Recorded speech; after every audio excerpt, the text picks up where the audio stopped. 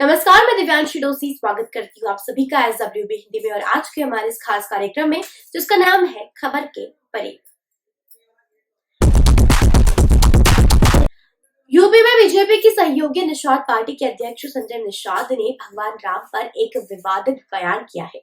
उनका कहना है कि राम का जन्म एक निषाद परिवार में हुआ था। अब इसी बयान को लपक कर असदुद्दीन ओवैसी ने संघ प्रमुख मोहन भागवत से जवाब मांगा है। सिर पर लाल टोपी, गले में फूलों का हार और मुंह में जय निषाद के जय घोष। चित्रकूट की धरती पर निषाद पार्टी के अध्यक्ष संजय निषाद का कार्यकर्ताओं ने जोर शोर से स्वागत किया। 2022 में यूपी सरकार में भागीदारी का पूरा भरोसा है। शायद यही वजह है कि संजय निषाद चुनावी अभियान में कोई कोर कसर नहीं छोड़ना चाहती। लेकिन इस दौरान उन्होंने संगम नगरी प्रयागराज की धरती कुछ पर ऐसे बयान दिए हैं जिसे लेकर बहस हो रही है। संजय निषाद का कहना है कि भगवान श्री राम का जन्म निषाद परिवार में हुआ था और वो राजा दशरथ के पुत्र भी नहीं थे, बल्कि पुत्र प्राप्ति के लिए यज्ञ करवाने वाले श्रृंगी ऋषि के बेटे थे।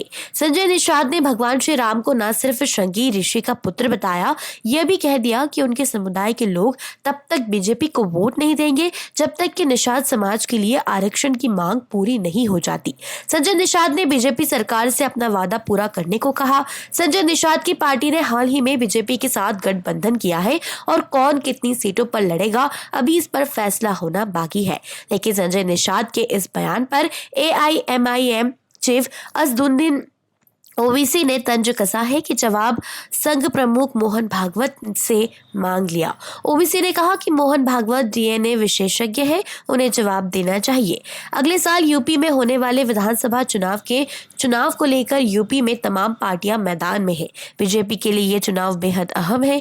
यही वजह है कि बीजेपी ने यूपी की छोटी पार्टियों से हाथ मिलाया है। बीजेपी से ये तय कर लेना चाहती है कि चुनाव के बाद सत्ता उसी के पास बनी रहे। लेकिन अब यही दल बीजेपी के लिए असहज करने वाले बयान दे रहे हैं। राजनीति में इसे ही प्रेशर पॉलिटिक्स कहते हैं।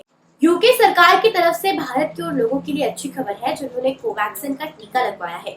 यूके सरकार ने कहा है कि वो भारत की कोवैक्सीन को 22 नवंबर से अंतर्राष्ट्रीय यात्रियों के लिए स्वीकृत कोविड-19 टीकों की सूची जोड़ रही है। इसका मतलब ये हुआ कि अब भारत बायोटेक द्वारा बनाई गई कोवैक्सीन की दोनों डोज दे चुके भारतीय लोगों को इंग्लैंड आने जाने पर सेल्फ आइसोलेशन की जरूरत नहीं पड़ेगी।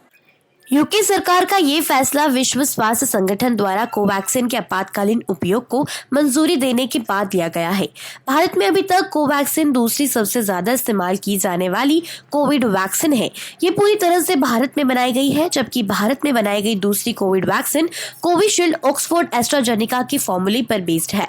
सोमवार को भारत में ब्रिटेन के हाई कमिश्नर एलेक्स एलिस ने ट्वीट कर जानकारी दी कि ब्रिटेन जाने वाले भारतीय यात्रियों के लिए एक और अच्छी खबर है।